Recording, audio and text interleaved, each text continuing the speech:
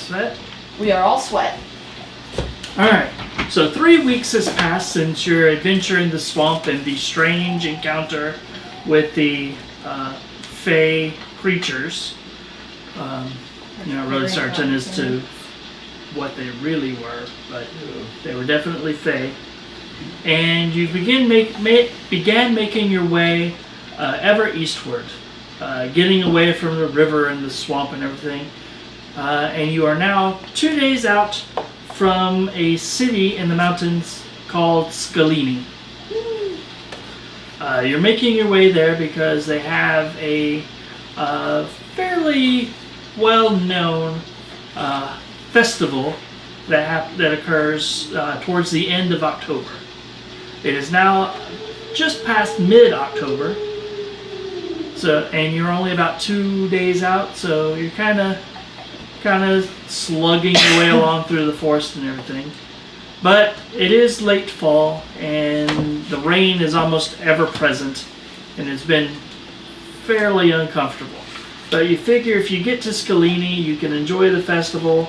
Perhaps you'll gather some more gold along the way, but you do have enough money right now that you could pretty much just kind of relax your way through the winter. And you decided, well, the mountains get nice snow and everything, and it's pleasant. It's not just soggy rain all the time, so why not?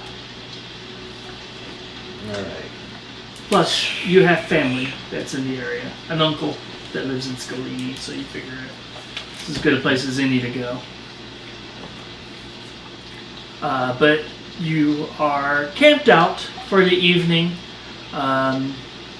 You got a fire going, thanks to the magical nature of Ruka's firebolt spell to kind of get things going in the damp nature of the forest. Well, I use it to dry out some wood, prestidigitation, dry out some wood. I make a little bubble over it so that it doesn't get wet, and then I use firebolt. So the wood will burn longer. You got your bedrolls laid out, which have like nice little tarp things that kind of cover them up so that you don't get completely wet, but at the same time you're still sleeping on a damp ground. So hasn't been the most pleasant of journeys thus far. Yeah. But here you are in this kind of dark, hilly area near in the foothills of the mountains, and you're camping away. And who is on watch? Is it first, second, or third watch? We'll say it is second watch. So Ruka is on watch. Ruka is on watch. If we keep the same watch order, if you guys are okay with that. Just go ahead and put yourself wherever your bedrolls are at. For those that are sleeping, and then whoever is on watch. Oh, there he is. Okay. Fox is still inside the sleeping roll. He's not getting out from my watch. He's like, there's no need for me to be awake. He is sick and tired of all this goddamn rain. He's like, you could send me back to my plane, but no, keeping me around. I would miss you. But you're sitting there on watch, staying near the fire because it is quite cold. I mean, it's in the low 40s for the most part. So not quite as cold as it could be, but in the rain and everything, you're pretty chill. Okay. Give me a perception check. That is 16. 6 is 30. 20 altogether. Alright, so as you're sitting there on watch, you hear a snap of a twig somewhere off to that direction on the other side of the camp from you. And then you hear a second snap kind of off over in this direction. Alright, I wake up the party. Well, actually, the first thing I'll do is I'll cast dancing lights, and then I'll shake my friends away. Basically, send the lights towards the sounds that I heard. Alright, so you send the lights out, kind of out away from the campfire, and you illuminate a number of people that are creeping up on your encampment. You illuminate the faces of 4 humanoids. Look mostly like they're human, except for one slightly smaller one, that are creeping up on your encampment. Who do you run to wake up? I will shake awake Morn and Alright. instruct Fox to start waking up Siobhan. Okay. He doesn't want to come out of the sleeping roll, but he also doesn't want to die. Permanently. Temporary. Well, permanently, because if I die, he dies. It's a group effort. So, you get woken up, and you get nipped on the end of your nose. Just lightly, but enough to wake you up. Because it's not like he can shake you awake. Yeah. Alright. He just sticks his tongue in your ear. Initiative. I don't know, I think I'd rather just get slightly nipped on the nose than have a fox. Went away from a fox. Alright, Morn, 4. Siobhan, 3. Kevin. Nope. Group 1 and Group 2. Okay. I'm just kidding. Okay, so 1 Group 1 will go on a 7. and 2. Group 2 will go on a 10. Okay, well, Ruka is first. Okay, so you said that there are 4 people 4. that we can see. Yes. Okay. What do they look like? Do they basically look like what their miniatures represent? Pretty much, yeah. But I will describe them to you in a second. Okay.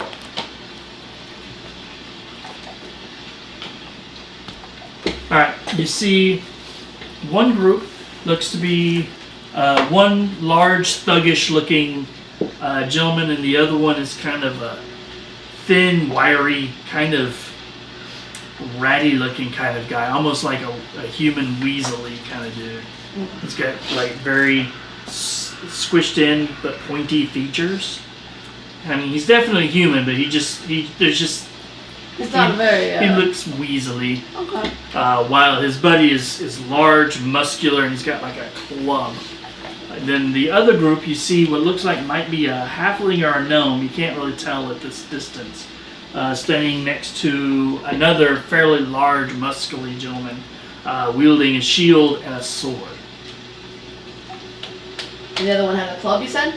Yeah, the other large, burly human had a club. Okay. For Ruka's turn, she is going to cast a spell on the large one with the club who is standing near the weaselly one. Okay. I will cast Crown of Madness as I yell out to their group, "Don't attack us! It's not worth your lives!" All right. But I cast Crown of Madness on him, so it's a DC 14 Wisdom saving throw. I actually rolled a 14. He doesn't have any modifiers, but he will, unfortunately. I figured he would be save. the best bet, but No, it was a good choice. I mean, he has a +0 modifier. Okay. But I rolled a natural 14, so. okay. Well, that's, I tried. That is Bad Guys 2's next. I got number group We're 2. gonna find out these are 2 separate Alright. groups. You see the weaselly one basically slinks forward a little bit and pulls out like a hand crossbow. Move him, where can go? Kind of over in this general area so that it can get a nice clear shot at the first person that he can see in his line of sight, Which is going to be the druid. So he launches a crossbow bolt at you, hitting an armor class of 12. That is a hit. Alright. So you are not surprised and you are not in base contact with anyone, so you just be Sneak attack.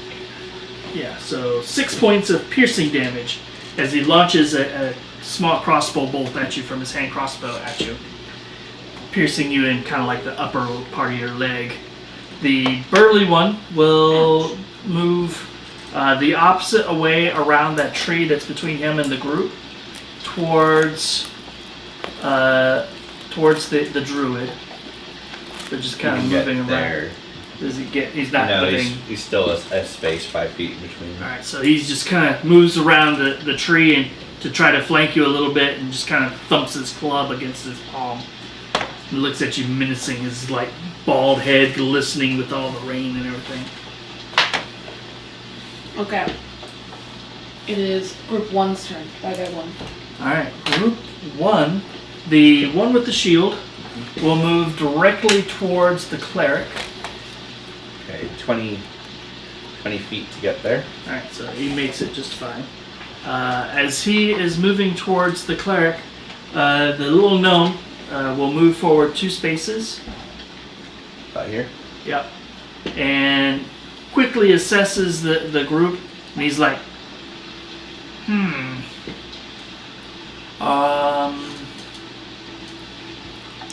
I don't think all 3 of you are in range of a fairy fire, are you? What's the distance of fairy fire? 15? So it's a 15-foot cube. I'm pretty sure.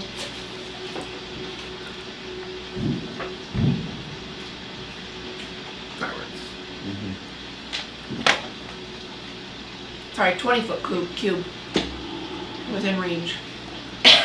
Dexterity saving throw to avoid. So yeah, if it's Yeah. a 20-foot cube, he could get all He can 3 get of all you. 3 of us. Alright, so all 3 of you make a dexterity saving throw. Okay. Nope. I got an 18. Fox got an 18 as well. 14. 14. 3. And what'd you get again? 18. Okay, so you're the only one that failed. So you have fairy fire What you need? cast upon you. What's up? If you could put that on you. And then the big guy with the sword takes a swing at you. Now with advantage. Not that it helped him a whole hell of a lot. Does a 14 hit you? No. Alright, so he swings at you, but even though you have this like strange bluish light kind of clinging to you, he does not hit.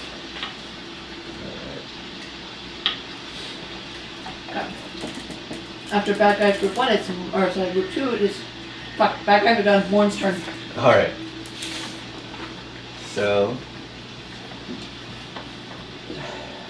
I have my Mace of Disruption. I'm going to try swinging at the sword and shield guy.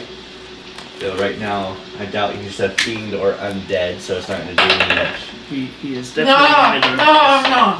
But I have a natural 20 critical hit. Nice.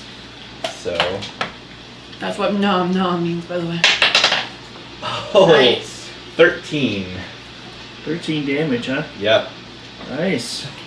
So you just kind of bring the mace around.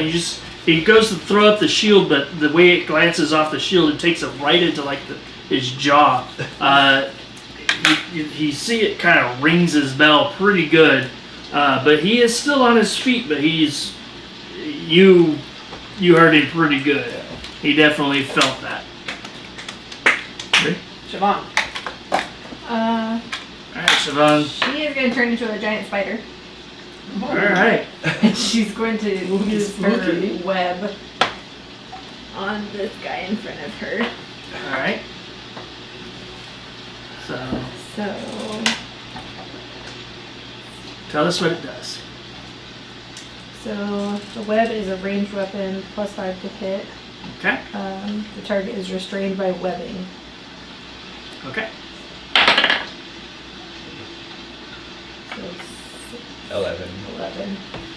That's at the big guy. The big guy with the club. Unfortunately, 11 will not succeed.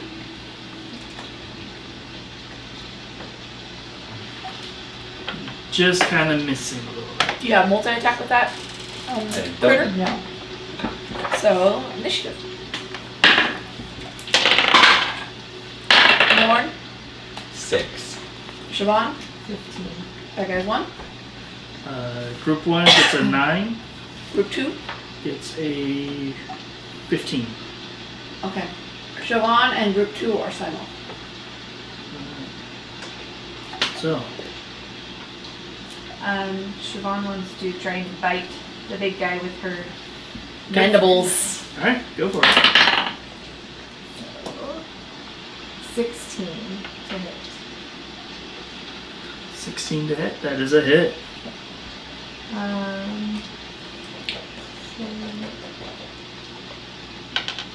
What are you looking for? 8. yeah,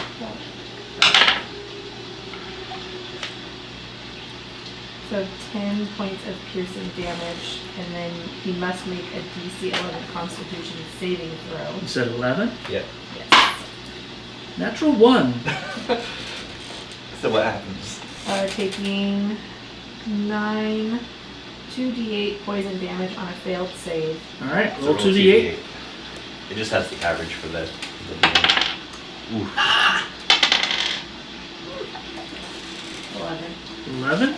Yep. Alright. So as you kind of lunge forward and you can see the terror in his eyes as he sees the fangs pierce into his, like, just the front of his chest near the clavicle, and you're just injecting with venom. And you just kind of, you see the veins kind of turn that blackish blue color, and it kind of creeps up over his head, and his eyes kind of roll back, and froth kind of comes out of his mouth. He's like, oh, falls on the ground, kind of convulses a little bit, and then falls to the ground, dead.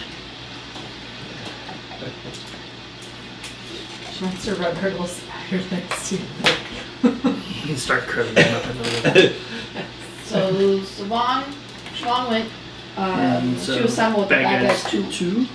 Well, she killed the guy with the club. Since he was simultaneous, he is going to try to in his just sheer terror, going to try to hit you. But he's not going to hit you. As he's going out, he's like, ah! And falls on the ground. Meanwhile, his companion is like, shoots at you. And it just kind of skitters off your carapace and sticks into a nearby tree. It skitters off the spider.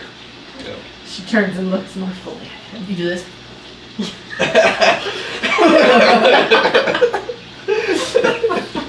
Alright, Ruka and Bad Guys 1 are Simo. Alright.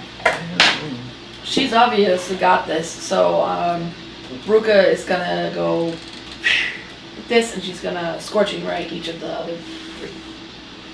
One of Three. each. Yeah, one of each. Alright. So it's 3 rays, plus Yep. 5 to hit, 2d6 So- damage if I hit. So Alright, starting so- with Weasel Face, Starting with Weasel. 10.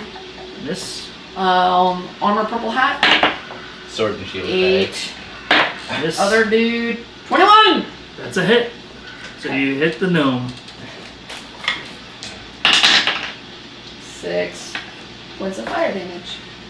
Alright, so he's like, ow! And you see his like bit of like scorched leather across this one side of him. And he's like, ah!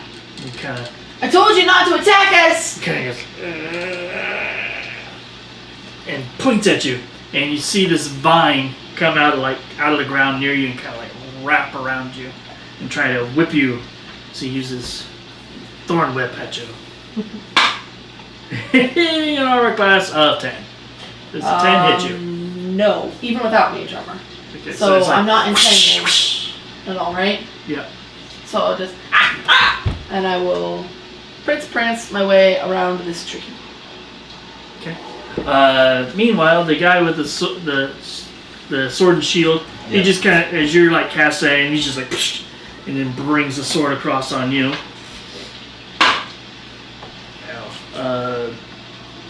One.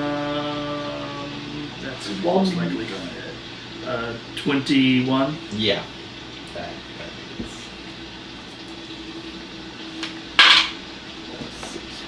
8 points of slashing damage as he slashes you across the chest. Alright. That hurts. And next it's Morn's turn. Yep. Alright, well, I'm just going to bring the mace down on this guy again. Alright. That'll be a 13. No. No. Just miss. Okay, You're now it's looking for a initiative. 14. If the mace was a +1 mace, it would, but it's not a +1 mace, so. Oof.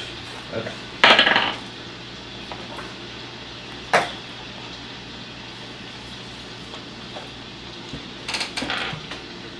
Oh, here it is. Okay, so initiatives. Morn, 5. Siobhan, 15. we got 1, 12? Okay, do 12. Siobhan. She's going to skitter at him. Alright. Yeah, like creepy like. Clacking your mandibles together. Exactly. And she's gonna shoot the web at him. Alright. Trying to be nice. Well, it might be nice to have one for question. 20. 20 will hit. So the target is restrained by webbing, but they can make a DC 12 strength check As an action. as an action. Alright. So you bundle him all up in some webs and everything. He's like, struggling, trying to get loose. His next break. Next, it is Ruka's turn. I don't have any attacks that are a bonus action. Nope.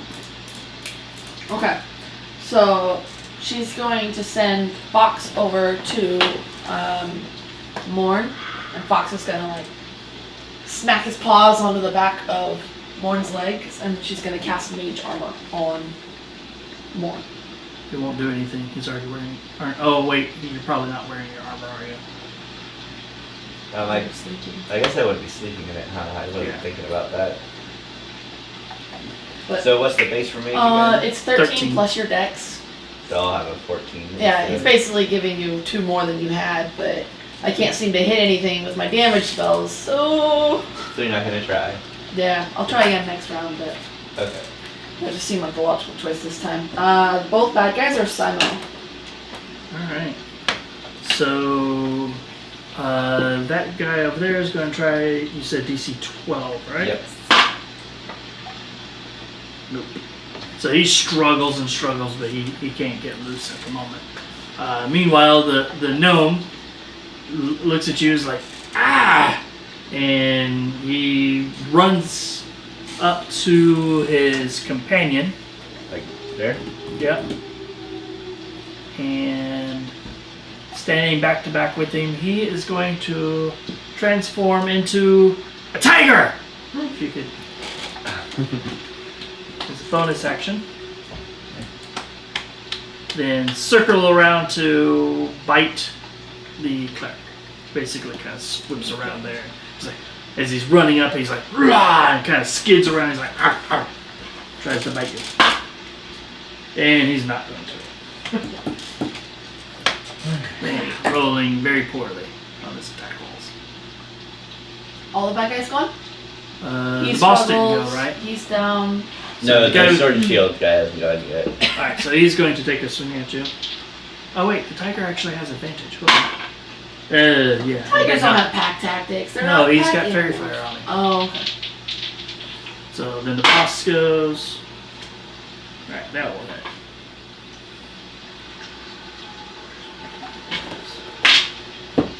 For a whopping 4 points of slashing damage.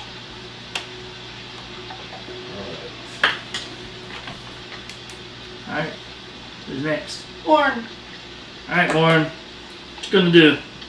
when they come for you. Alright,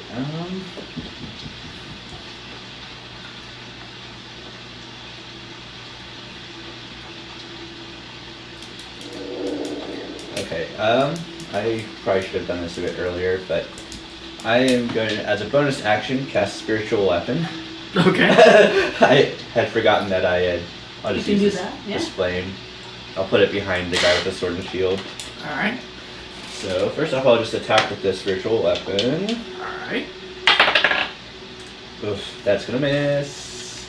Now I'll attack with my mace on the sword and shield guy. Alright. 16. That's it. Druid's casting stat is wisdom, right? Yep. I was cocked. 5 points total. 5 points. Yep. Alright, so he's pretty rough, but he's still on his feet. Initiative. I More? think Jesus. 7.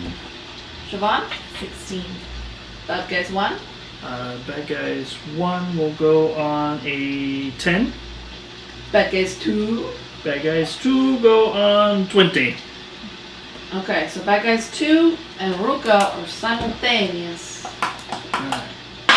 So Alright, so he is not going to. Once again, he is not going to escape from the webbing. Okay. Because he is not very strong. I am going to attempt to cast. Does the tiger have multi attack or is it a single attack? It's a single attack. Single attack? Okay. For sure. I am going to cast Kyle wing it. Crown of Madness on Purple Hat. Okay. So DC 14 Wisdom save. Fingers crossed. 15. Natural 15. Motherfucker. Alright, I'm gonna tell Fox to run out of there so he's not in the fray. See, is what I get for trying to attack things. Bad Guys 2 and Ruka went, so now it's Siobhan's turn. I don't really want to kill this guy yet. So...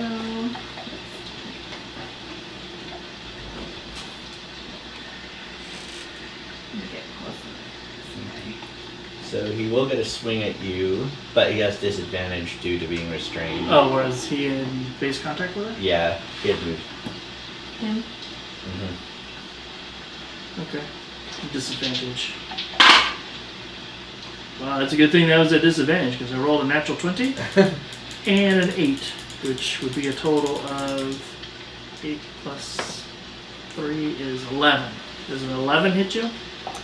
No. Okay. I didn't think so. Okay? So you're gonna. That guy, not you. Okay. I am going to do the web again. Are you in base contact with him? No. No. Okay, good. You don't want to be in base contact and do a range attack. Okay. 8? Yeah, it will not succeed. Alright. Well, next.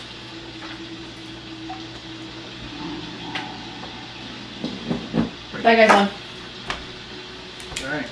So the guy with the sword is going to shift over slightly so that he can be in base contact with the spider but stay in base contact with you. And swing at the spider. He's going to crit you, unfortunately. No fairy fire on the spider. No. For 10 points of slashing damage. And then the tiger is going to attack you, because he's still in base contact with you. That's going to hit. What is a tiger's claw damage? Or bite damage?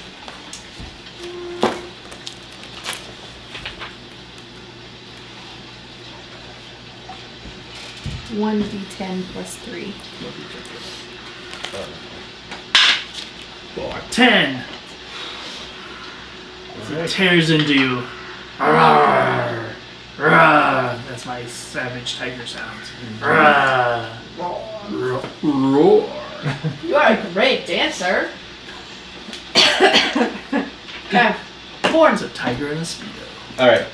So I'm gonna cast Cure Wounds at level 2 Okay. on myself.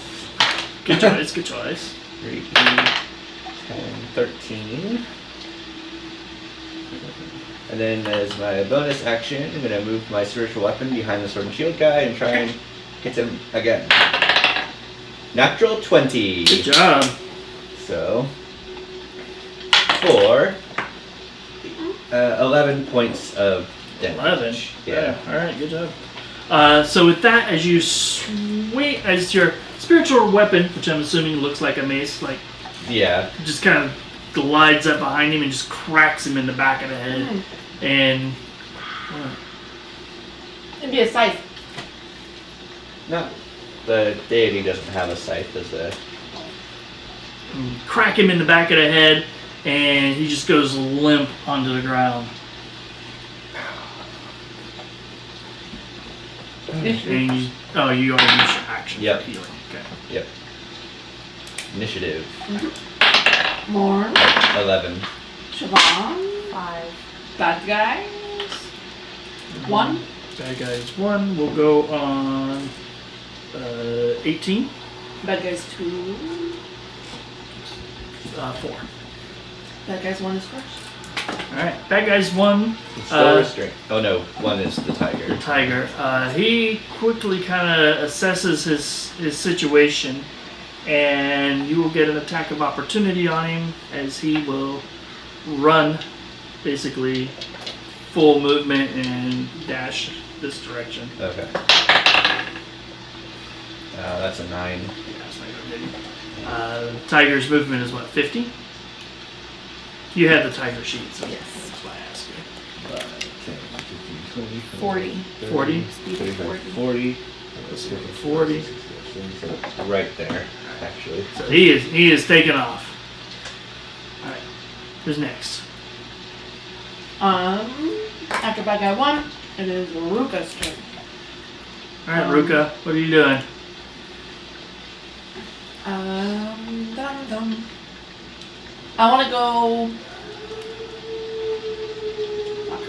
I'm a wizard. Harry. Okay, so you can be a hairy wizard if you want.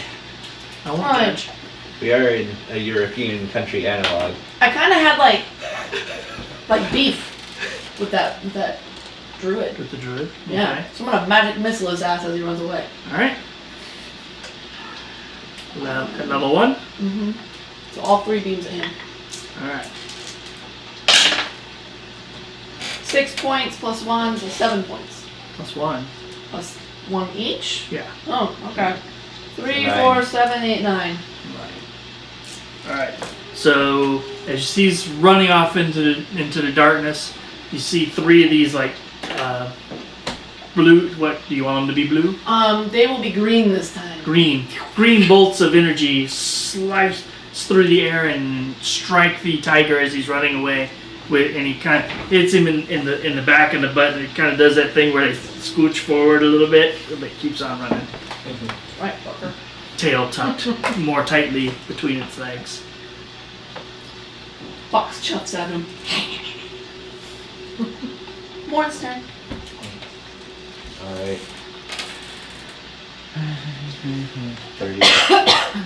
Can't really do much from here. That tiger I'm not going to be able to really catch up to. So I'm just going to Sacred Flame this guy. The Okay. DC 13 dex. He's Be careful, because if it's so fire it means damage, she- it would Yeah. set the web on fire. It's not fire, it's radiant. Restrain, I think he actually has disadvantage on can't dex. benefit from points of speed. Attack roll against creature at an advantage. Creature's attack rolls at disadvantage. Disadvantage on dexterity saving throws. Yeah. Well, good thing. I rolled another natural 20, but I also rolled a 7 plus 3, 10. Alright, so he actually gets Sacred Flame. Oh wait, it's dex. So. Okay. Alright. For 1 point of radiant damage. Just a little Jesus tickle. All right. Siobhan's turn. Okay. Well, Gonna go back and take care of the prey you wrapped up.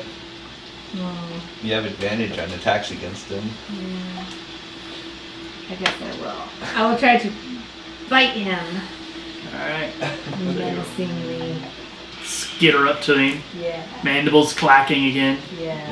Venom Alright. dripping from the fangs. Nice. Evil in my eyes. All of them. And then you have advantage, so roll twice and take the highest. So 19, That doesn't hit. 10. Piercing damage. Okay. Then he has to make And a... Constitution of 11, you said? Yes. Did you want to move your spiritual Alright, weapon so that one. before the round's over? Yeah, I suppose I could have moved It it. moves 20. So. Yep. He'll be up next to me. Alright, so you bite into him. He resists the venom as he kind of pulls away. As he kind of pulls back from you, pulls the fangs out just before the venom gets properly injected.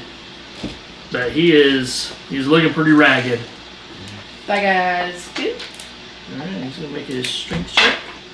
This time he will succeed as he and then he will bonus action disengage and move 30 feet off into the wilderness.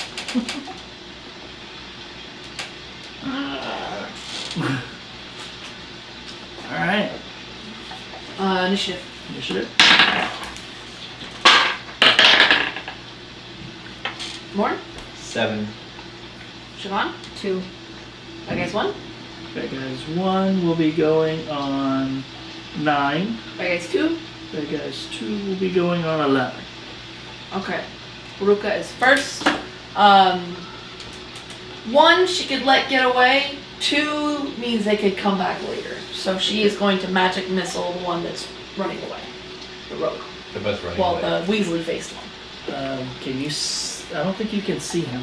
With the tree.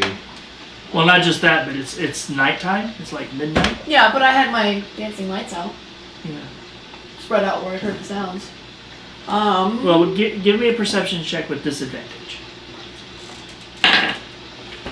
7. 10, Yeah, 15, you 20, can't see. 23, 30.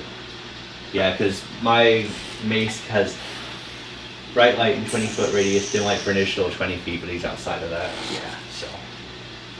Alright. Curse in his general direction. Yeah, you better run! And then I'm gonna go check on the bodies of the other 2. Okay. So that makes it that guy's 2. That guy's 2, which is that guy. He's going to dash, bonus dash, and then move 30. So he's Fucking fucking off out gone. into the woods. Yep. So, So the tiger's gonna dash yeah. to Davey. The druid's like, peace out, motherfucker. Okay, so we're all finishing the word. Yeah. So they just disappear into the forest. But you do have 2 bodies here in your encampment. One with the longsword and shield. Is he still alive? He is not. He got cracked in the head and he am dead. Yeah, that fades off. And then the other body that she venomed to death is laying over there as well. He's kind of turned this weird kind of ashy gray color. Every once in a while he twitches even though he's dead. Yeah. I will investigate the sword and shield guy. The boss, Yeah. quote unquote. All right, give me an investigation check. Nice. Is that a natural 1? Yeah, it is. Nice. All right. It was I know that's not a natural failure, but I don't know if how It's much a you. 3. Yes. It was on the 13 and it went dunk. So you're kind of like you're like. What's Go to this check his- package? Wait. Oh, Oh. really? All right, Ruka, what are you doing? I will go and search the bodies, I guess. Yeah. Are you okay?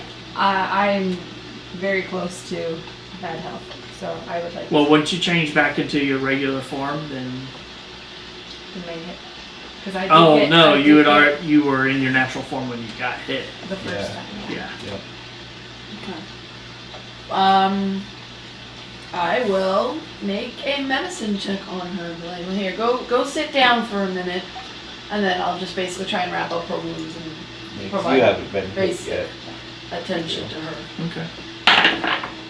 15. You feel a little bit better. You don't get any hit points back, but you feel a little better.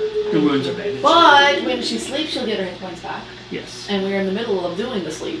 Yep. So just sleep on it. You'll be good. Now you won't bleed on your bedroom. Did you check the other body? The poisoned one? She will move closer and she Yes, that would be. will check. Alright, investigation. Much better than mine, that's for sure. 15. 15. That particular one, he has a pouch with 15 gold in it, 13 silver, and 43 copper pieces. He also has a small vial, glass vial, in his pocket, or in his pouch, that has a kind of a red liquid in it that has kind of like this like gold sparkly shimmer. When you kind of shake it up a little bit, you can kind of see it swirl around inside.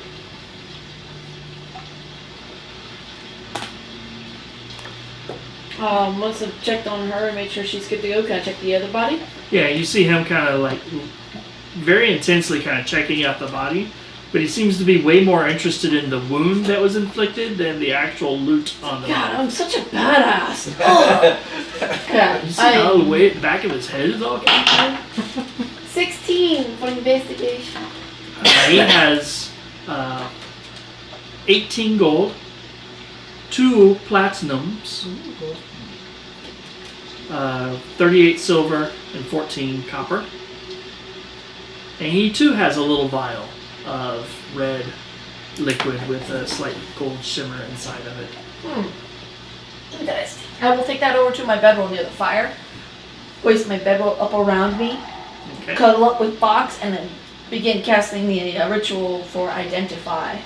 Okay. First, give me an intelligence check. Okay? 10.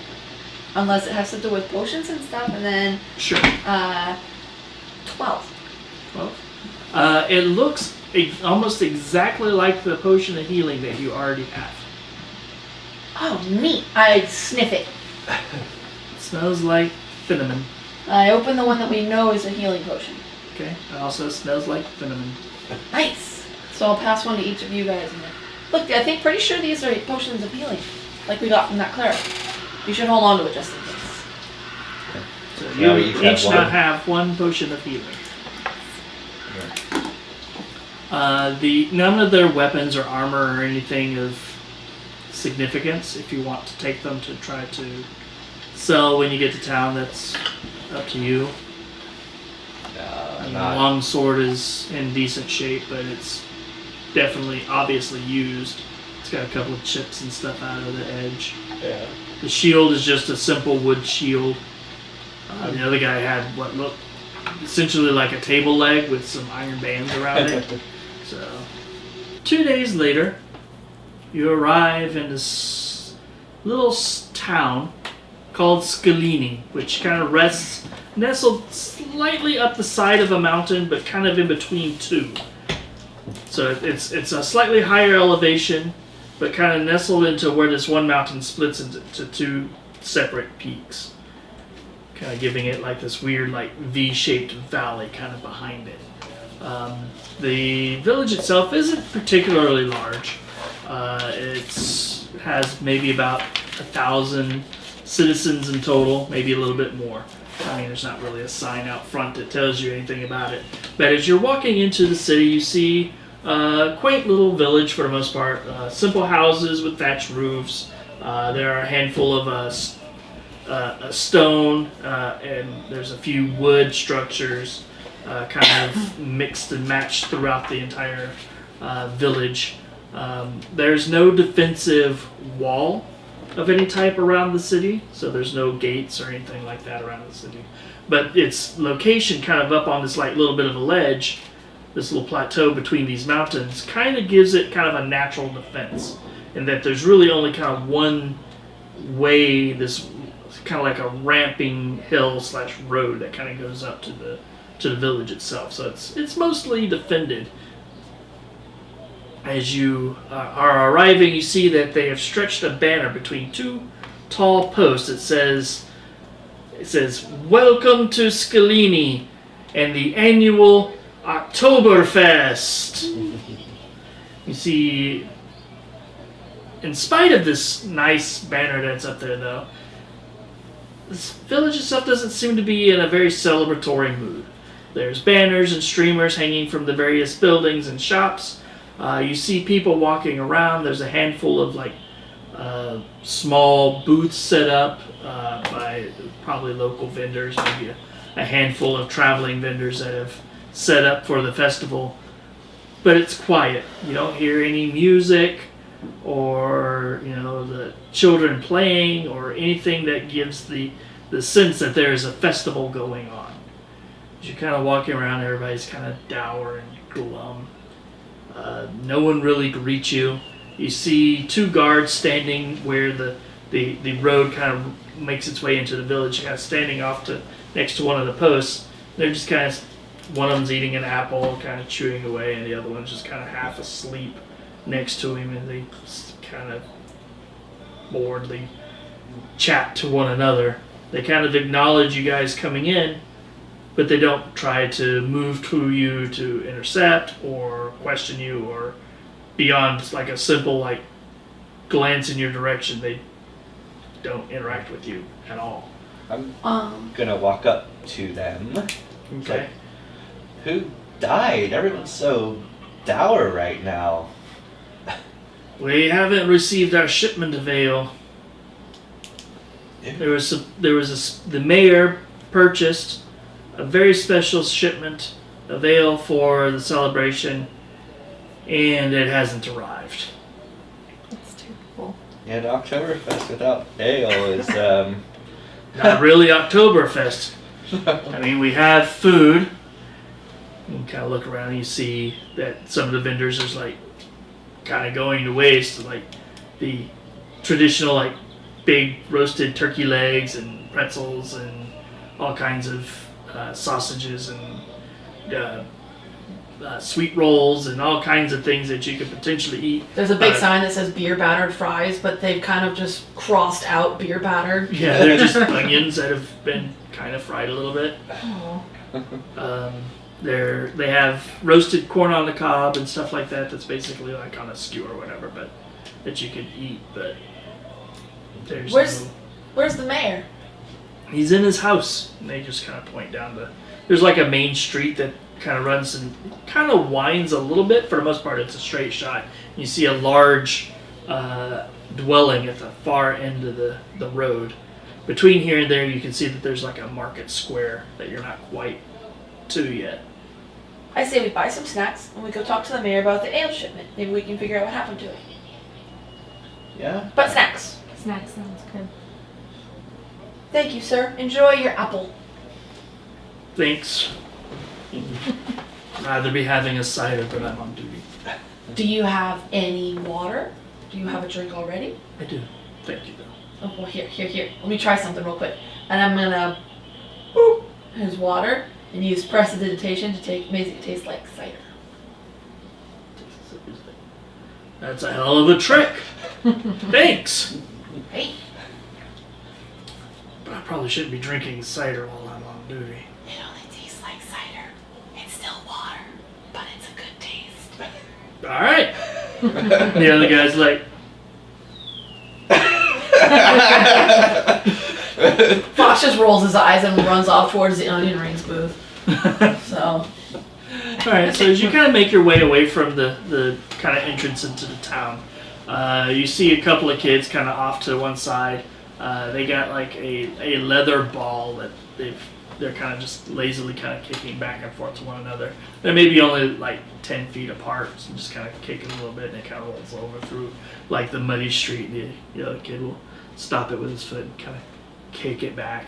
They're just kind of sitting there. One of them, there's actually about 6 kids here, but only 2 of them are like currently playing at the moment. The oldest looking one. The oldest looking one is kind of a freckle-faced young girl with kind of straw blonde hair, green eyes, and she's got like a pretty sizable gap, not in the middle, but kind of off to the side of her teeth. She kind of looks at you, and she looks mean. Not like straight up like straight bitch, but just kind of got that kind of a surly, mean tomboy look to her. You know, just kind of like if you wanted to fight, she'd be down to tussle. She'd be down to tussle. But she's wearing kind of like this dirty plaid dress with like a slight apron on the front of it and everything. Like she should be like working somewhere, like in a tavern or maybe like at home. She looks like she might be about 15. But it's this like blue and white plaid dress with the white apron, but it is dirty. It's like muddy and everything. Like she's been just playing outside in this get up. She's currently barefoot, and her feet are just like what you can see of her legs, just slathered in dirt and mud.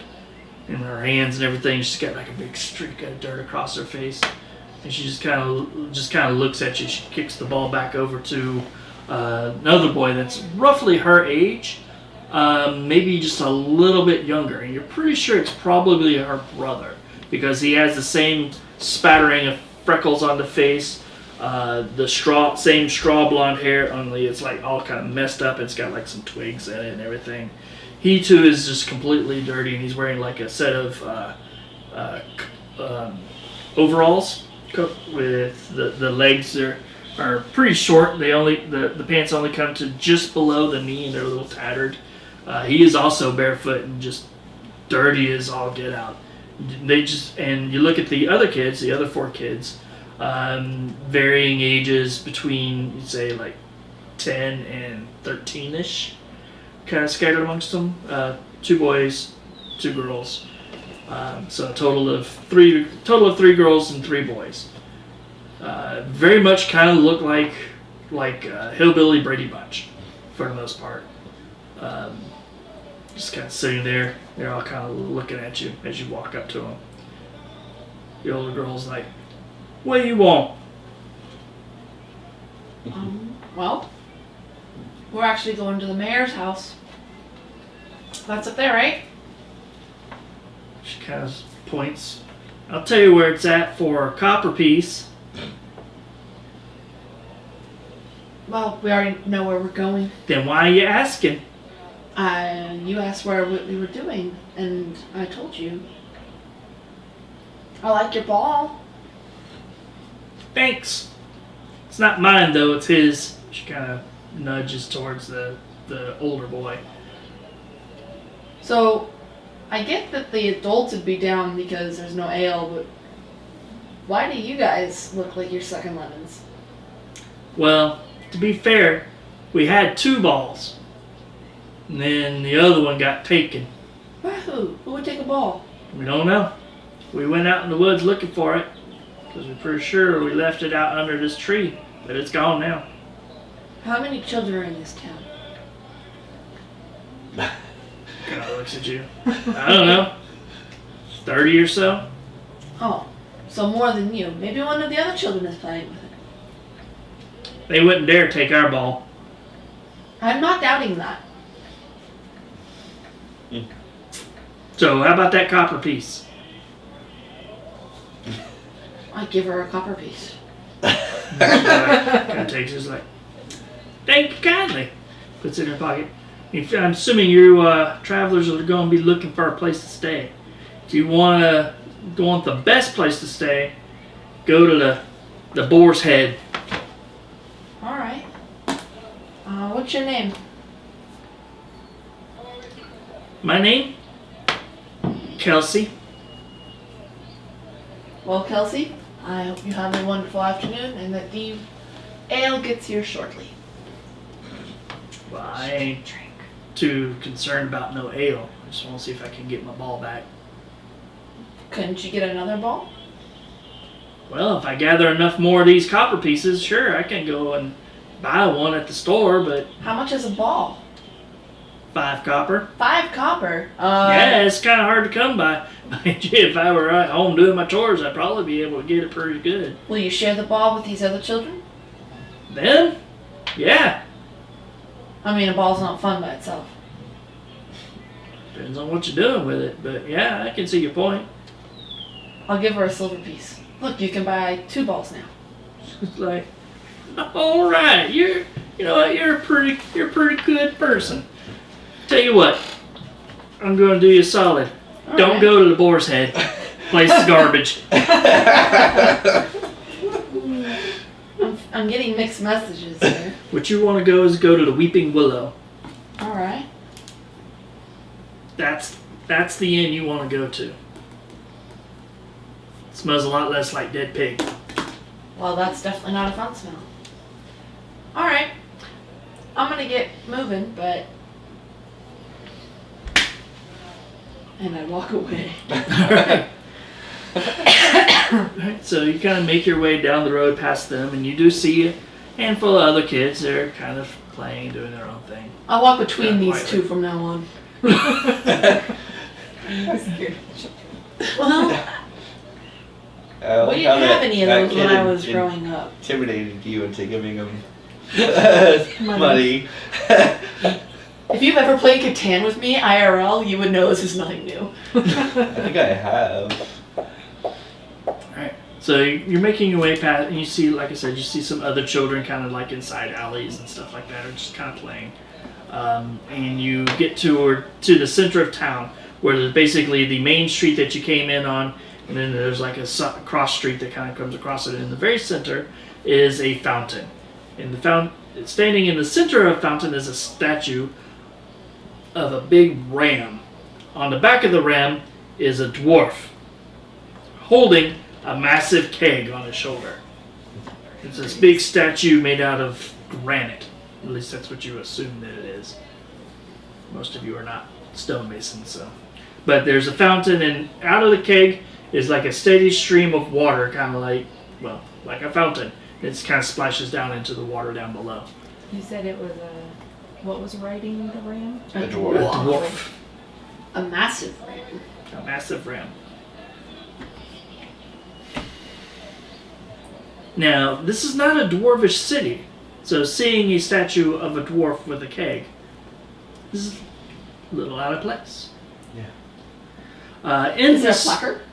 No, there's not. But in this little town square where you see there's kind of like a circle of shops that basically face towards the market square itself. There are also a number of small booths and stuff set up that are selling vegetables and little trinkets and stuff for the festival. But you see that there's a blacksmith shop, a couple of different general goods stores. There's a granary, basically where they sell feed and grain and stuff for both humans and livestock. Then there's like a woodworkers and a leather workers and the candle, what do they call it, candle maker place, and then there are a couple of other shops that are kind of round off to the side. You can hear from the blacksmith shop the very steady hammering and pinging of the forge worker going away. The blacksmith, though, you can't really see him from this angle. You see some of the people are kind of gathered around a gentleman near one of the booths. Chandler. Yeah, that's the word. See, gathered around the booth, and you hear this guy say, "All right, folks, I know we don't have any ale, but let me amaze and astound you with these magical tricks as I conjure forth dragons!" And you see this big, almost kind of cartoonish-looking dragon pop up out of like a large hat. It's like, roar!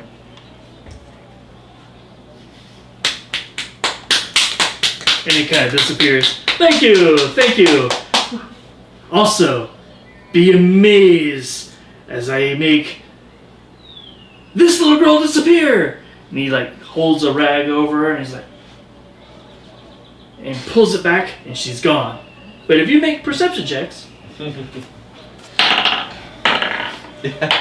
23.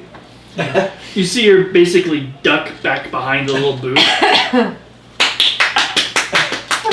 It's like, you know, the people there are like, man, I wish that other guy had come back this year. Yeah, he was amazing.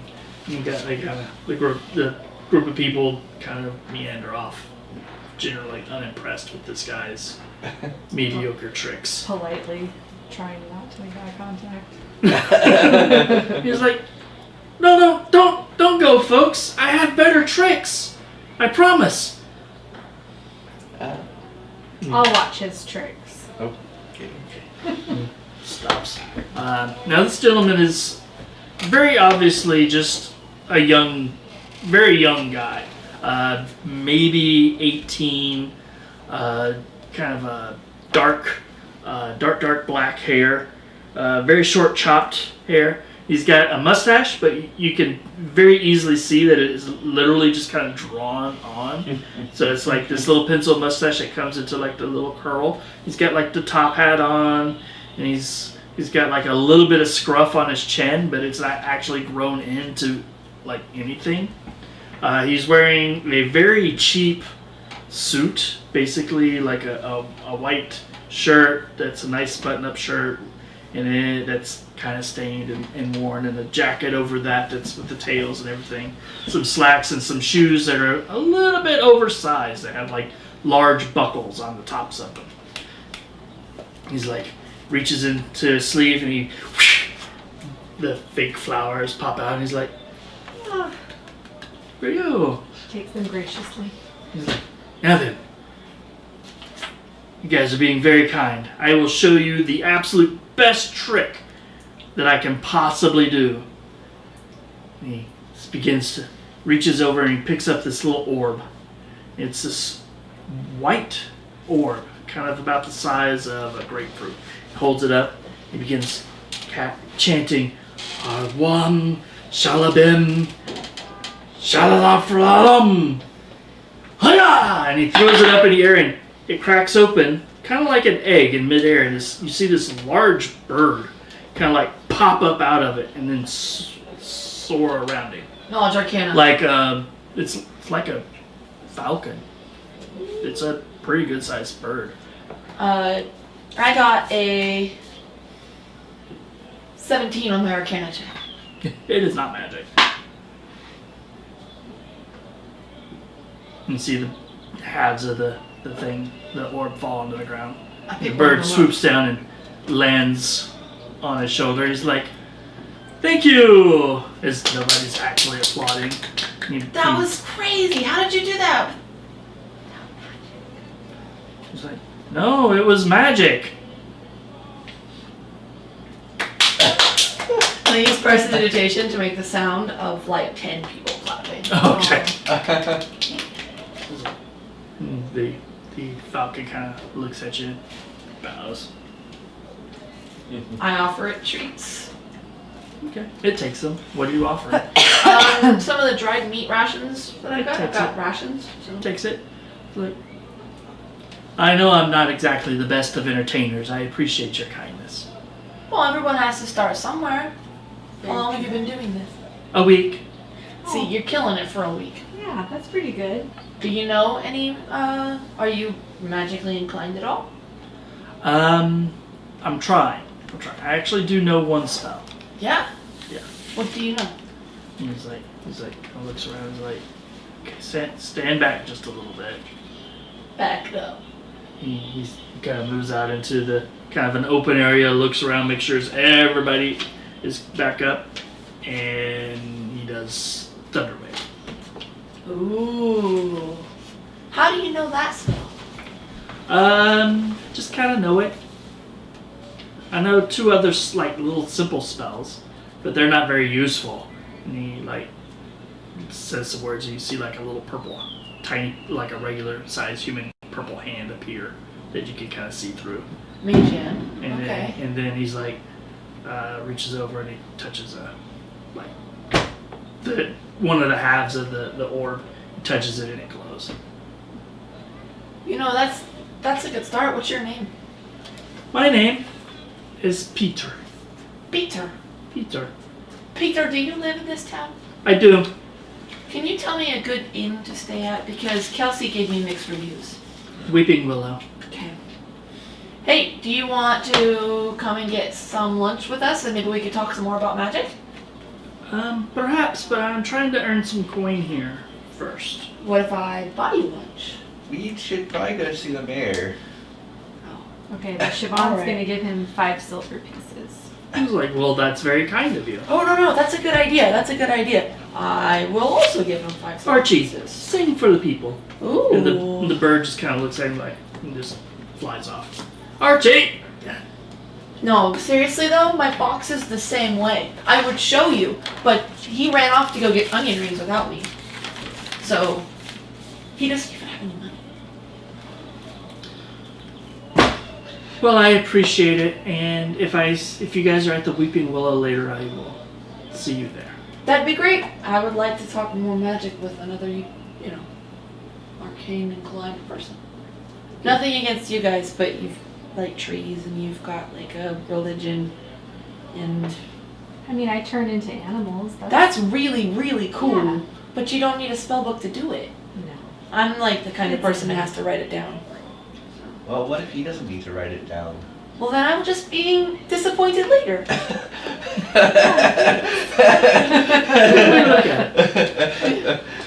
Alright, so with that, you guys make your way past the Bye, Peter. bye.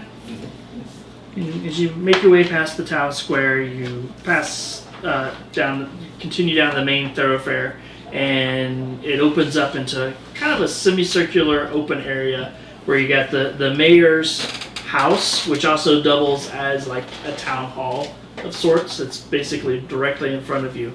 And then on one side of the street, you have the Weeping Willow, which is a large 3-story wooden structure, outside of which there's a sign that just says Weeping Willow on it.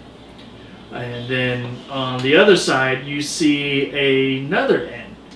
It's called the Boar's Head, and it simply has looks like it was probably at one time An actual boar's head. No, a wooden statue of a boar, but all that's left is the head that's kind of broken off, and it's kind of haphazardly nailed onto a plank of wood and kind of hanging up there, kind of all cattywampus. The place is kind of run down looking, doesn't look particularly pleasant, and you can't figure out why it's directly across from the other inn in town. Well, I say let's just head to the mayor first. Okay. Do you think we need to get cleaned up first? I mean, what time of day is it? Probably 3-ish in the afternoon. 3? Maybe we should clean up a bit. Just because we've got like road dust and we haven't. Sure. I mean, like a bath would be cool. More like road mud. Yeah, road mud. Also a bath. I've only had like 2 of those, but they're pretty awesome. So we should go get a room. We should go get rooms. All right. Alright. So you make your way into the Boar's Head. The Weeping Willow. Alright, so you go into the Weeping Willow, and as you step inside, you see a relatively full open room, basically a large room, but it's pretty full of people. Looks like a large number of travelers and stuff have decided to make this their number one stop. And since there hasn't been any ale that's been brought in for the festival, they all appear to be in here, eating food, drinking what little ale and wine and stuff that's still available here. And the whole place is packed. You don't see an empty table anywhere. You see that there's a bar kind of off to the front, to the front side a little bit, and the bar stools are full, and then there's people that are standing between the bar stools.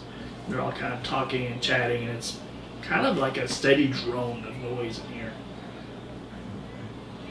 Well, I guess we can see if they actually have any rooms. Yeah. Right. So you make your way up to the counter, and you see this gnome kind of behind the counter, kind of a dark brown hair, very neatly combed back and kind of slicked back. It might have like a little bit of oil or something in it. It kind of gives it this like slicked look. It looks like it might all be the same length, and it's cut like all even, so that it kind of and just stops. Got a little bit of a goatee, fairly mundane looking otherwise as far as like his general features and everything. You wouldn't say he's particularly handsome or ugly in any way. He's just generally average looking fellow. But he does have very bright eyes and a broad smile, which gives him kind of an overall friendly look. He's got suspenders on over a simple white tunic with a little bit of a frill around the collar. Simple slacks, and his sleeves are rolled up, and he's busy at work, basically tending to people at the bar. And you see 2 barmaids, both human, one fairly tall, like a little over 6 feet tall, with kind of a pale, like white skin.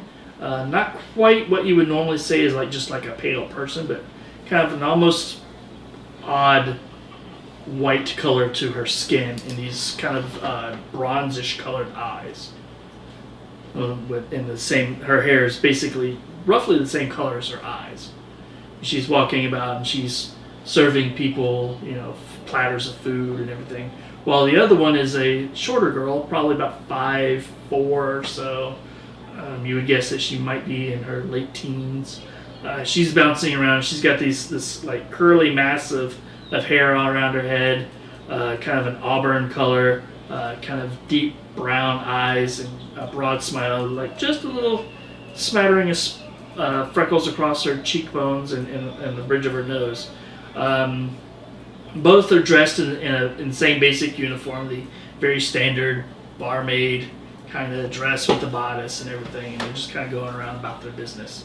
As you approach the counter, the gnome behind the counter is like, "Yes, can I help you?" We were hoping that you'd still have some rooms available, but it looks like you're pretty full down here. Well, I would have to say that yes, this place has quite the business today. Well, this week with the festival. Unfortunately, I'm afraid most of our customers are going to wind up leaving if they can't get any ale. But I do have one room remaining if you would like to potentially share a room. Yeah, we could do that. Yeah, I'm down to crash. All right, that will be 5 silver pieces, please. I'll pass over the 5 silver. Okay, that does come with a complimentary breakfast. We like breakfast. Would you like to book the room for the full week? Well, I mean, I'll give you a discount if you buy it for the full 7 days. I'll lean in close. We could always stay here until we figure out what's going on with the ale, and maybe we could check in with your uncle and see if he has spare rooms. That's true. I mean, I haven't seen him in a while, so I don't know how receptive he would be, but Might be a good idea then to hold on to a room for the whole yeah, we could just do the whole week. Yeah. Sure. All right. If you wish to do the full week, I'll be 3 silver pieces per day. 21 silver pieces. Or 2 gold, 1 silver. Alright, so I'll pass the 2 gold over and the 1 silver. Very good, very good. He hands you a key. Would you like some food? I know there's not much in the way of seating here, but I could have something perhaps sent to your rooms. Mind you look pretty dirty. Would you also like a bath? I think the bath is a yes, and then we'll probably just get something to eat on the way to the mayor's house. Oh, we could have the food sent to our room while we're taking our baths, and then it'll be there when we're done. Can you make sure that I get a pretzel? I can certainly try. Thank you. Alright. Let's go find those baths. Where to go for the baths? Oh, well, you either have the public bathhouse or you have the one right here. Public bathhouse is free, but the one here is probably cleaner. Oh, let's go with cleaner for now. Yeah. I mean, I usually just bathed in a swamp growing up, so anything's really a set above, but why start? Why not? Why not? Treat yourself. Do you have fancy soaps? I can get you some. Okay. Barbara! And you see the one with the auburn curls bounces over. It's like, yes, sir? I'll pass over a gold piece to him. Can That's you it. get for the pretzel and the soaps? I certainly can. Do you want some Barbara, soaps? head into town and grab some Yes. pretzels. I've had a couple of orders for those, and pick up some of that nice lavender soap at the general store. Enough for 2. Do you want some? Yeah. All right, enough for 3. Enough soap for 3. Lavender soaps. All right. And she's like, sure thing, guys. Oh, I'll you be were right talking about back. soap? I thought you were talking about the pretzel. And now he's disappointed. She bounces off quickly as she kind of tosses her apron up on the counter. She just kind of sweeps it off the bar and then underneath. It's like, well, here's your key.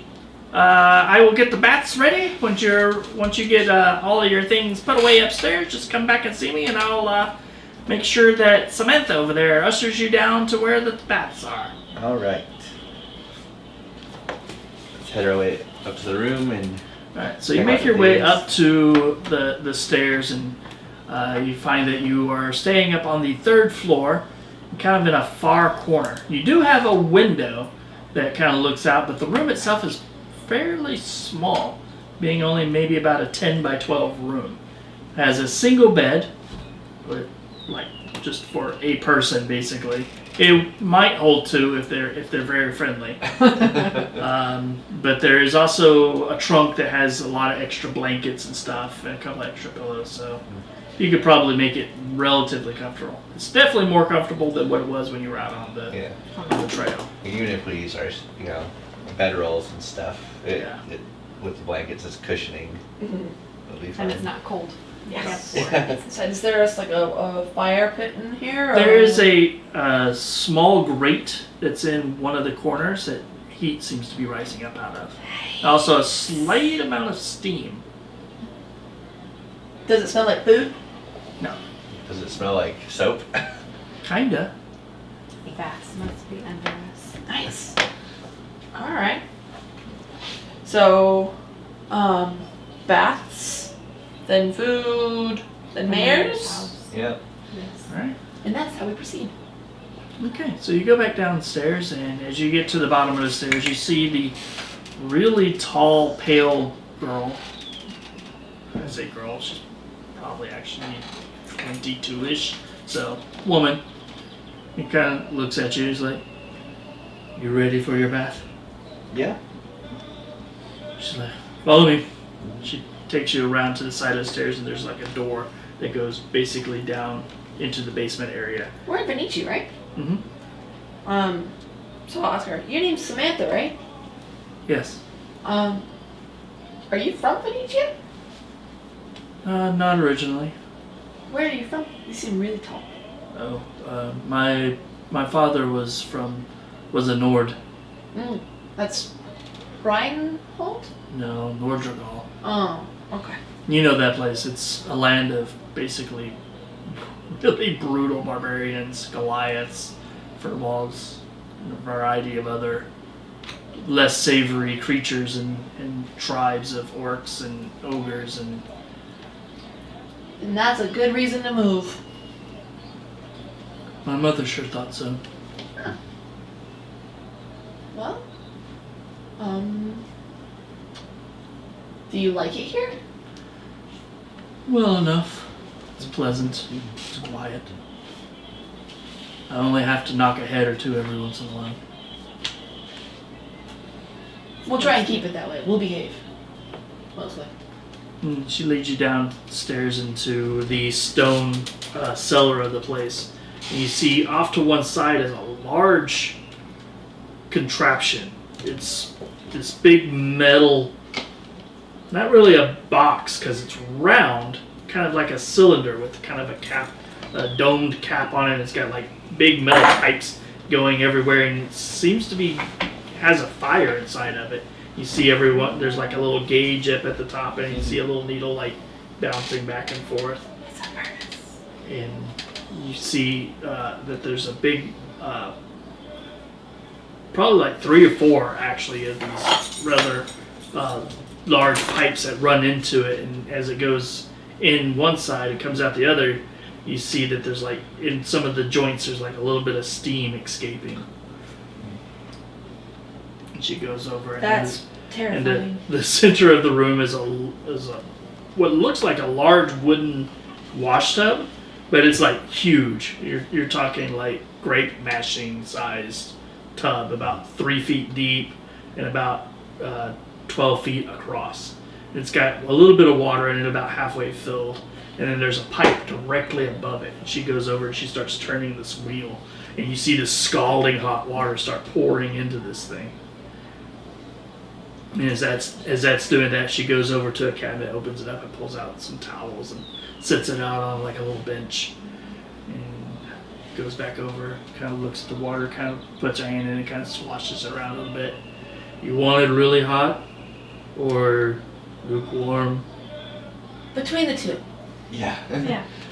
Hot, but not really hot. Not enough to melt our skin. Okay. She lets it run for a little bit longer. Nothing facing. And goes over and turns the wheel again, checks it. Is this to your liking? It's very nice. Thank You haven't seen her smile the whole time. This is wonderful, thank you. Yep. Hope you enjoy yourselves. Thank And she you. goes back upstairs. Towels are on the bench as she's walking away. She seems really sad. Morn's already like taking off his things and You just get naked. just getting Yeah. in. Siobhan just strips, does a little cannonball. Alright. So you guys settle into the bath, and it's definitely large enough for all three of you to fit in there with plenty of room to spare. Can you turn into a whale? Or like, I don't know, a water animals yet? Is that? I don't think, not quite yet. What's a 'Cause whale? I think it's like a. So I've heard about them. They're kind of like alligators, but they don't have legs or teeth. So they. But I've heard that they can shoot water out of their heads, and that seems really neat. It could be useful. Grew up in a swamp. I don't know what the fucking whale is. And that's not an inaccurate description. So as you guys are in there in this tub talking and bathing, soon the other girl comes down and she's like takes and hands each of you like a small kind of purplish colored bar of soap, Ooh. I drop it into the tub. and it's gone. I kick it around a little bit. Okay. That's how you use these, right? What? I'm going It's a to pellet. demonstrate the washing motions, washing the hair. She also gives you guys. Oh, sorry, Samantha didn't give you these. She hands you each like basically a large sponge. This is how you take a bath. I dive under the water and I get my soap bar out. Okay. And then I copy what she does. All right. And I make Fox get in the bath. Fox is like, no. Alright. I cast hold person on him. You don't need to. If you command him to do it, he has to do it. So. But he's like, I dunk him under and then I scrub him with the lavender soap. You're gonna be so pretty! Oh, he's gonna smell so nice. He is gonna smell super nice. he is going to roll in something. I will buy you onion rings.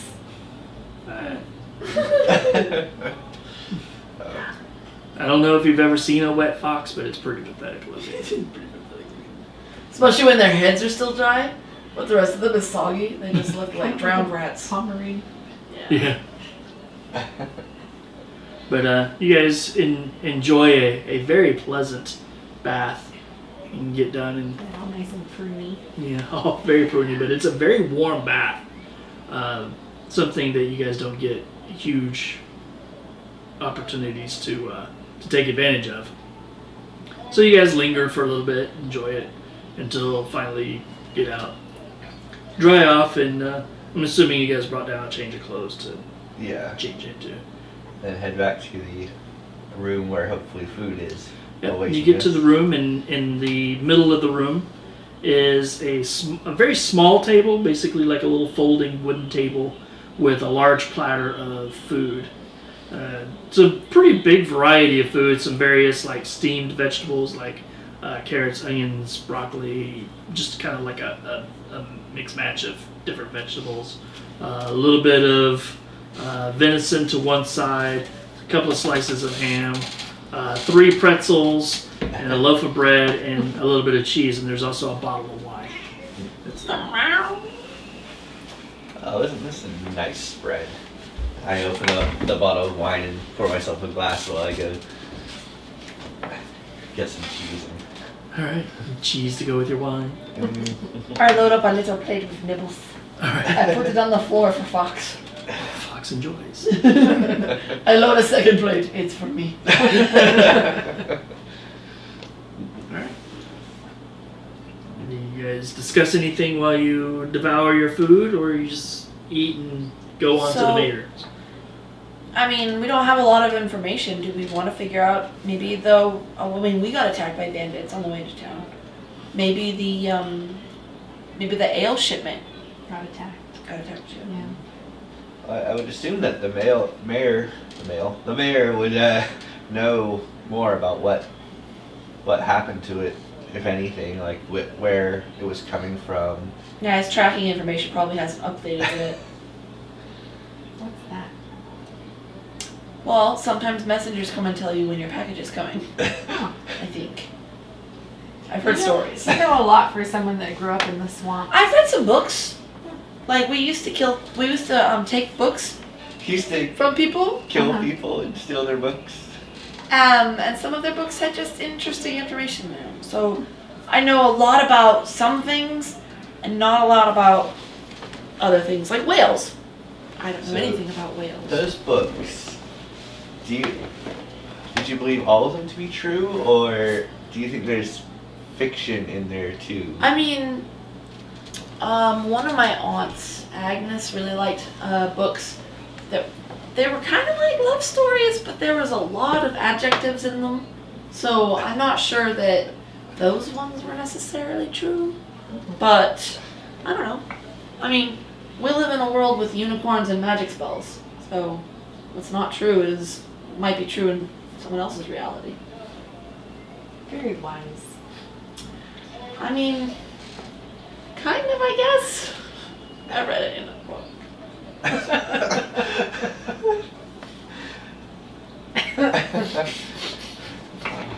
Well, let's finish up our food so we can go Yeah. figure out where this ale is. I'm eating my toes. John gives up. Just writing this goes down right quick. That's her sound. It's a good sound. All right. So you guys get done eating, and then you head downstairs. Just go out and head over to the mayor's house from there. I think so. Like I Make think sure you're not going any divergent paths or anything. Does Fox dry nice and fluffy? Yes, he's I buy him onion You rings. smell lovely. a lot like lavender. Aw. No, Alright. I think we're just heading straight to the mayor's. Alright, so you walk out the door and kind of pretty much just kind of at a diagonal across the street to the large stone building. The building is kind of set up kind of oddly. It's got like a large, fairly rectangular section right in the middle, and then off to the side there's like it's almost like it's got a house attached to the building. That's the reason why it's kind of like a cross between a town hall and the mayor's house. Yeah. But you kind of Well, go in a town of 1,000 people, that's not unreasonable. as you walk in the front. The door, you just kind of open up the doors and go in because it does look to be a public building. Yeah. Matter of fact, as you get up there, there's a plaque on the side next to the door that says Town Hall. Alright. You walk in and you see that there are a number of people already in here. There's a large kind of slightly curved table off to one side, and there's about 4 people sitting at it. There are a few other chairs that are empty, but there are currently 4 people sitting at it. 2 gentlemen that look kind of like maybe local farmers. You know, they got the kind of common clothes on. One of them has like a kind of a straw hat that not wearing it, but it's just kind of sitting on the side. But he is chewing on a piece of straw. And then there's like another guy that kind of burly, kind of a simple beige kind of tunic and some leather pants. And he's sitting over there next to the very obvious kind of hayseed farmer type. In the very center of the table is a very elegantly dressed woman with deep brown hair, dark brown eyes, kind of an olive complexion to her skin. She's dressed in a very nice gown, obviously probably not made in this town itself, probably bought someplace else because it's got lots of extra lace, beadwork done on it. It's a very, very, very fine gown. And she's wearing a bit of jewelry, fancy ring on one hand, and then like a very expensive looking jeweled necklace that hangs down around her neck, a set of earrings.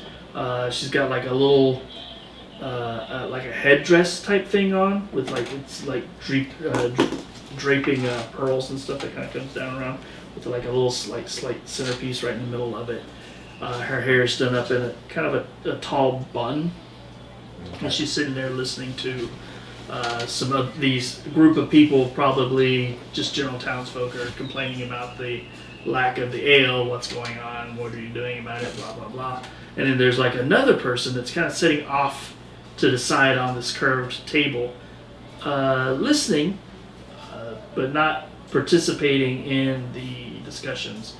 He's got like a large black hat. It's kind of like a broad-brimmed hat that's kind of one side of it is kind of slightly folded up and pinned with a silver brooch that has like a red gemstone in it.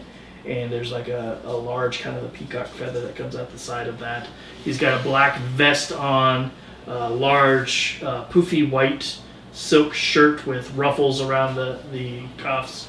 He's got his feet kicked up onto the table, and he's wearing these very nice, the stereotypical swashbuckler type boot with the flopped over tops and everything, and the suede pants. And he's got there's a belt with a rapier and a dagger that's kind of taken off and sitting on the table next to him. And on his vest is a silver star that says sheriff on it. Oh.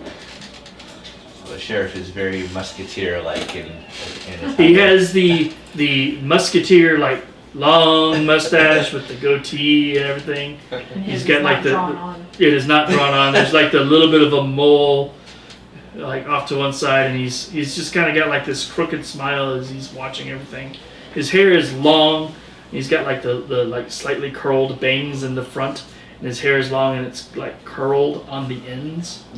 He's kind of sitting there Is it watching. naturally curly, or does he curl it? You're not certain. It looks too perfectly done to be natural. Insight check. I got an 8. You're pretty sure he might be the sheriff. We should behave. I always behave. What are you? But the folks there are just there's about 8 other people, like I said, just regular townsfolk, and they're all kind of shouting all at once, arguing between themselves about what they need to do, because this festival actually brings in a little bit of extra cash that they need to basically make it through the winter time and everything, because they can buy extra supplies and stuff like that for the town. They are kind of up in a mountainy area, so the winter here is actually pretty snowy and cold. They get a little bit of extra touristy money from during the winter time, because there's a few wealthy people, nobles, that will come here to do their basically for the winter festival, and basically take advantage of the atmosphere for the holidays. But generally speaking, this town isn't exactly a tourist hotspot. They have a couple of major things that they do to help get them through the winter. And right now, one of the major ones is kind of in jeopardy. Do we hear anything about it was supposed to be here on Wednesday, any kind of shipment information? Actually, I'm not gonna have you roll anything. That's good. You're like listening in, and there's a lot of cross chatter about we should do this instead. We can make you up for it this way. And there's like others are like, oh, we should hire some people to go look for it, and then some other stuff. Just sell essential oils instead. Sorry. But what about my leaf paper? I've got these fancy shakes. And then, but you do hear that apparently it was supposed to have been here about 2 weeks ago. Ooh. About a week before the festival started, or a week and a half before the festival started. So it sounds like they're willing to pay people to go find it. We could make some extra coin. Yes. And then at this point, you see the woman in the nice gown stand up, and she's like, "Townsfolk, please. There have been no adventurers that have come into our town as of late, so hiring someone for it is obviously not going to work. The sheriff has done his best to inquire as to the various trade caravans and everything as to what might have happened to it. None the wiser as to what's going on. Yes, may I help you? We are adventurers and we would like to seek your ale. Definitely the rest of the group kind of gets quiet. It's like, look! Our prayers have been answered! What's your Thank god's name? Kellamore! It's divine providence, that's what it is. Your god's name is Divine Providence? No. Estariel. Estariel? Yeah. By Estariel's grace! They all just kind of like, But we were attacked on the road on the way here by bandits, and one of them got away. So we might be able to follow them and see if they're the ones that took your ale. well, very well. What would you like as a reward? One moment, please. We could barter for like lodging for the winter and food. We could. Maybe if there's like an empty house, we could just like Live in it. just a house in the area. What do you think, Morn? I know, were we planning on staying here that long? I mean, I don't think we could travel in the wintertime with the snow being the way it is. It's gonna be cold. Does this place get snowed in a lot? Not really snowed in, but up here in this particular city, they do get quite a bit of snow, at least in late winter. But it's possible to travel through generally unless there's a... Yeah, it's just not generally pleasant for the most part because, well, camping in the winter is, Hard. yeah, it's cold. Really, really cold. Or we could just ask for a money amount and then just pay for lodging with that money. Yeah. So how much is reasonable? However much ale they... What if we asked for a quarter of the price that they paid for the ale shipment? So if they paid 500 gold for it and we bring it back, they pay us whatever a quarter of 500 gold is. I should have picked an easier number. 500 gold? A quarter is 125. Not very much gold. But I mean, if they To bought... risk our lives. That's true. 500 I mean, gold? I haven't been buying things very long. I mean, I've led a fairly aesthetic life in the temple, so... And my greatest dream is to be one with nature. Okay. But that doesn't pay the bills. How about a house with a yard? Or like on land? I do like yards. Okay. Okay, so, Maybe some gold and some lodgings. okay. Alright. Well, if we're able to return the shipment of the ale, we would request lodging for the winter in your beautiful town and a respectable sum of money. Now, obviously, you guys have spent a large amount of money on the ale itself, so we can't ask too much. I inhaled a cherry seed. And the lady is like, how about this?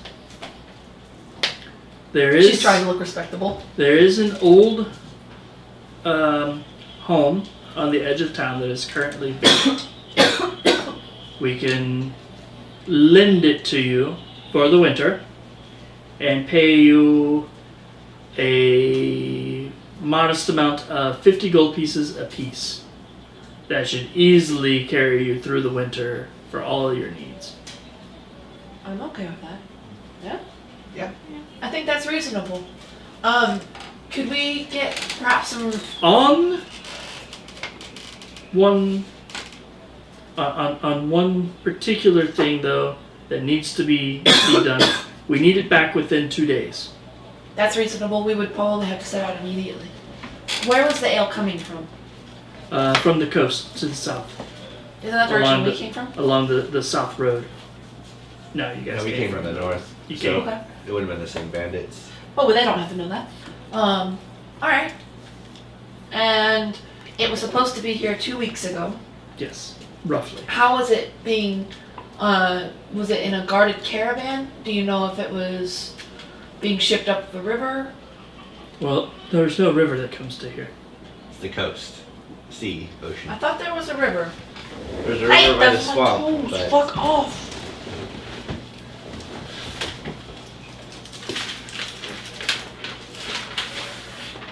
Alright. Skellini is over here. yeah, it's by the mountains right there. Oh shit. Okay, sorry. You guys came from over here. I thought we were more Nyaish up by where the river hits the mountains.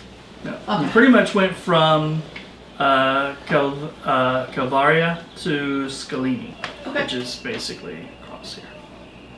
The shipment was coming from the coast to here. Okay, that's not very far. Yeah. Okay. Do we know what? Do you know if the ship made landfall? As far as I know, yes.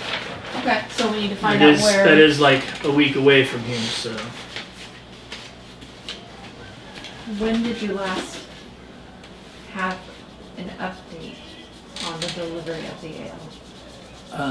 Approximately 2 weeks ago when it didn't arrive. That's reasonable. All They right. haven't had anybody coming in from the coastal mold since then.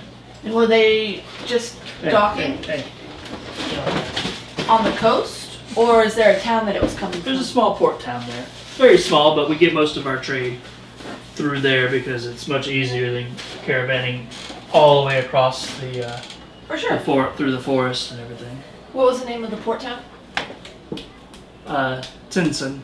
Tinson. Tinson. Okay. They said that's a week Well- away, so if we need to get it back here in 2 days. Sorry. Then we better move. All right. We will return as soon as we can. Very well.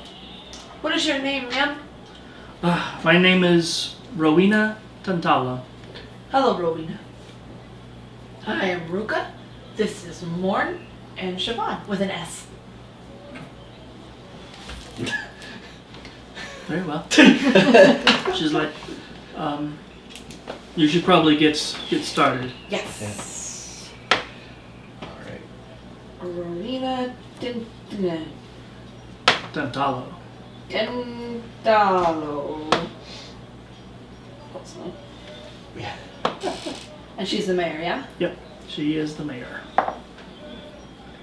And she gets up and the crowd is basically looks pretty cheerful. They are pretty excited about the prospect that some adventurers are about to go get their stuff. Alright, Of course, they are also, many of them assuming that there's probably 3 or 4 others of you that are not currently here. and that we actually have transportation. Yeah. So the townsfolk kind of filter out and go on out to their various homes or places of business. The sheriff also gets up and follows Rowena into one of the back parts of the town hall in the direction of the what you guess would be where her quarters are.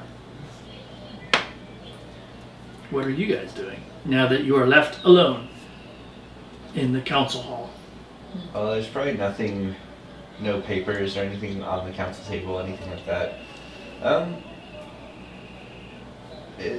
want to try and find a stable and possibly get us some horses or a carrot or carriage too. Maybe something where we can actually travel a bit faster and actually possibly bring the ale back with us. Alright. So you make your way out down the road. You would assume that the stables is probably pretty close to where the blacksmith's at. So you make your way down that direction, and as you walk into the blacksmith shop, you see this relatively young dwarf. By relatively young, he's an adult, but kind of on the youngish side. Not quite a master smith of any type, but he's got like a thick red beard that's kind of in a thick braid down the middle, with 2 smaller braids that kind of hangs down from where his land chops and his sideburns would be at. So he's basically got those. Then he's got like a really thick mane of red hair that's been pulled back into a really thick braid that goes down his back. He's currently shirtless, but he's got like a leather apron on and some gloves, and he's just working away at the forge, making a variety of iron tools and stuff at the moment. And he kind of looks at you. He's like, "What can I do for you?" We're hoping to get our hands on a couple horses. Horses. Possibly Okay. a carriage, too. He like takes the iron out of the forge and hangs the hammer on like a set of pegs on the wall. He's like, takes the gloves off, takes the apron, reaches over, grabs a tunic and throws that on. He's like, "Horses and a carriage, you say? Or a wagon. I can help you with a wagon. We don't have no carriage." And he takes you, follow me, takes you into like out a back side, basically a back door into this area. You see there's like a barn that's kind of across a small paddock across the way, and then there's like a circular wooden corral. You see 6 horses in there, but you also see that there's another another barn that's kind of off further away, and you see like there's a whole bunch of horses and stuff over there. And you assume that's probably from all the various guests and visitors and travelers and stuff. That's basically where they're boarding the horses at over there, and this is probably his for sale stock. Okay. He's like, "So you're looking for a large wagon or just something like a cart?" Something quick. Well, no, a large one. A large one. All right. Because we're hoping to recover the missing ale. We're on a mission. Well, why didn't you say so? Follow me. He takes you over and he's like, "That wagon over there. Which one of you's going to be doing this? Who's got some experience with horses?" I mean, You can turn into a tiger. You can handle Yeah. animals, can't you? And a spider. Have you done horses? I'll be handling it. All right. Select 2 horses. Here's your wagon. I'm going to give it to you at a discount. 20 gold. I'll cover that. Was he making weapons or Tools for the most tools? part. Okay. Alright. So you are the ones that's going to be brave enough to go deal with whatever has taken our ale. That's our plan. Yep. It's good. It's good. Just 2 or 3. Well, no. Fox is coming. Alright. Well, may not be getting any of this back, but it's worth a shot if I can possibly get some ale. She can turn into a bear. So, Oh, we're good to go. I have an aunt. She doesn't turn into a bear, but she might as well.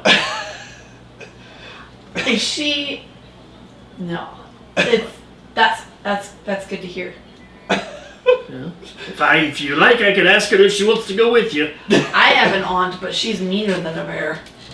She's a hag. That's rude. But, it's your family, you probably know best. Fox rolls his eyes and goes over to the horses. Have you decided which horses?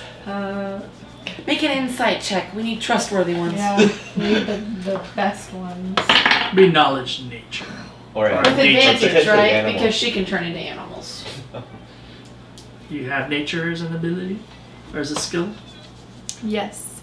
Okay, what'd you get? 7. You don't know much about horses, but you select 2 that looks like they would be big and strong enough to pull a wagon. These Can I ones check? look great. Alright. Can I do a medicine check on the horses to see if they're healthy? Sure. I'm not gonna collapse. Well, this is good choices. They look friendly. However, this one only has 3 legs. 15. Well, they seem relatively healthy. All of the horses here seem to be in relatively decent shape. Alright. There's no nags or anything in there. No swayback mules. So, But you wind up with 1 dappled gray and then 1 red with a blaze down the face and 1 white sock. if it matters to you guys. I know it usually matters to Bree. It absolutely matters. So now we come to the hard part of the day. There are 2 horses, and there are 3 of us. And there's a wagon. But there's a wagon. Okay, so one of us can name the wagon, and the other 2 can name horses.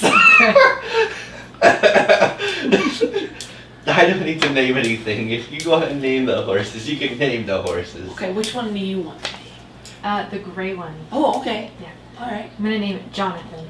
Oh, that's very nice. I like that. With an H or just Jon? With an H. Yeah, Okay. let's be fancy. Jonathan. Yes. I check. Is Jonathan a boy or a girl? It is a mare, but it's okay. She won't mind. She won't mind. Jonathan is a dignified name. Anyone would be proud to have it. It is actually. What is the red one? Also a mare. All right. Todd. I was gonna say because it keeps coming up. Todd. Good old Todd Thanos. Todd. All right, and what about the wagon? That's gonna be tough. Not a Vardo. If you say it fast, it sounds cool. You can just don't worry about it and just head on the road. What color is it? Kind of wood color. Okay, but like a dark wood, like a stained wood, a light It's color. Probably It's fairly just- light. Yeah, it's light colored wood. Is it a rough wood? Is it smooth? It's smooth. It's kind of an older wagon. It's in good shape, but it's not brand new. All right, so the trusty wagon, Bessie. Bessie. Ooh, yes. All right, Bessie All right. wagon.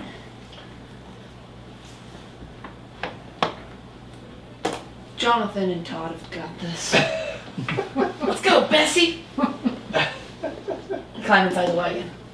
What is that? It's just a flat buckboard wagon. This is pretty amazing. We should Basically, get it's got a bench in the front, and then basically just a slight box in the back. It's about 7 feet, or about 8 feet in total length, about 4 feet wide. Mr. Blacksmith, do you have an extra wheel for this cart? An extra, you want to spare? Well, what if one breaks? I'm not good at fixing things. Are you good at fixing things? Nope. How about you? Then it wouldn't do you any good to have a spare wheel. We'll just hope for the best. Fair. Yeah, because at that point you could turn into a horse and we would just all ride off into the sunset. That's true. Okay. Thank you anyway. Hopefully we return with the ale soon. All right. Edvard, by the way. Edvard? Yep. Edvard. The V? Mhm. Edvard the blacksmith.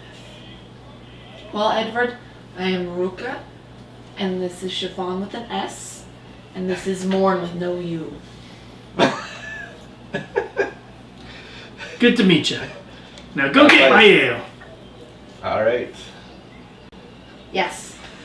So let's take the road that the ale was supposed to arrive by. And we head south towards Tenzin. All right.